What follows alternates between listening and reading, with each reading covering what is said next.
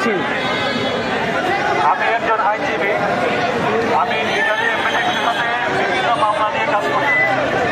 এটা আজকে থেকে না, 2022 সাল থেকে। এবং ইটালির এমবেসির সাথে আমার মোটামুটি ভালোই যোগাযোগ আছে। বিশেষ করে আমার বিভিন্ন মামলাগুলো যেগুলো আমি পরিচালনা এগুলো আমি ইটালি মাঝে মাঝে আমি যাই। আপনার কথা বুঝি না। সমস্যাগুলো আছে, সমস্যা দীর্ঘদিন যাবত চলতেছে।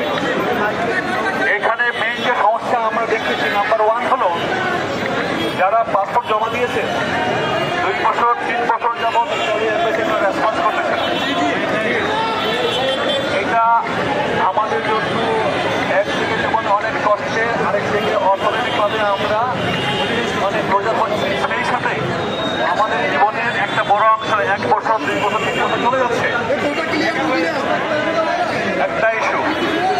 দ্বিতীয় ইস্যু হলো বিএফএস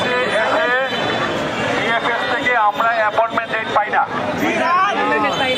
বিএফএস অলওয়েজ একটা বাণিজ্য করে।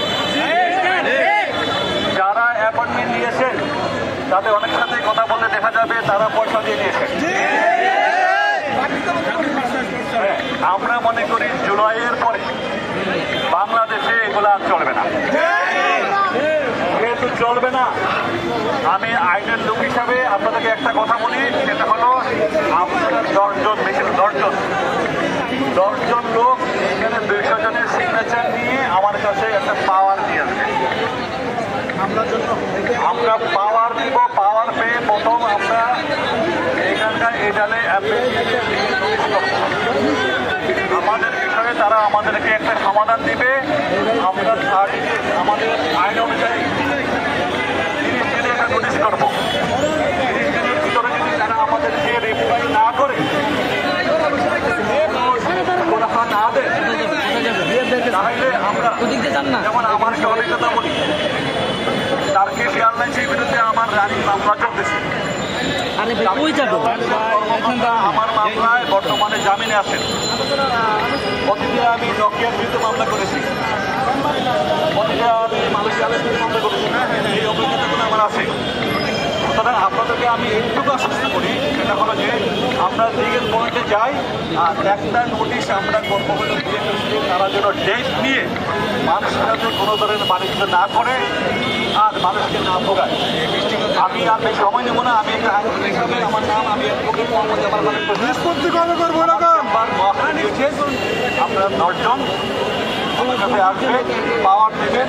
30 দিনের নোটিশে সমাধান না হয়, আমি কথা দিলাম আমি আপনাদের পক্ষে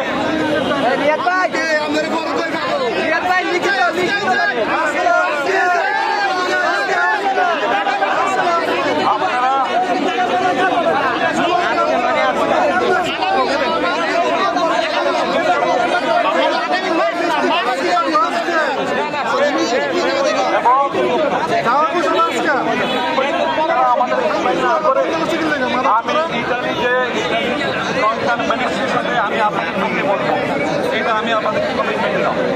সুতরাং আমরা বিষয়টা হলো আইনি প্রক্রিয়া। আপনারা আইনি প্রক্রিয়া আপনারা জানাই যান। কিন্তু ভাই একদম মুক্তি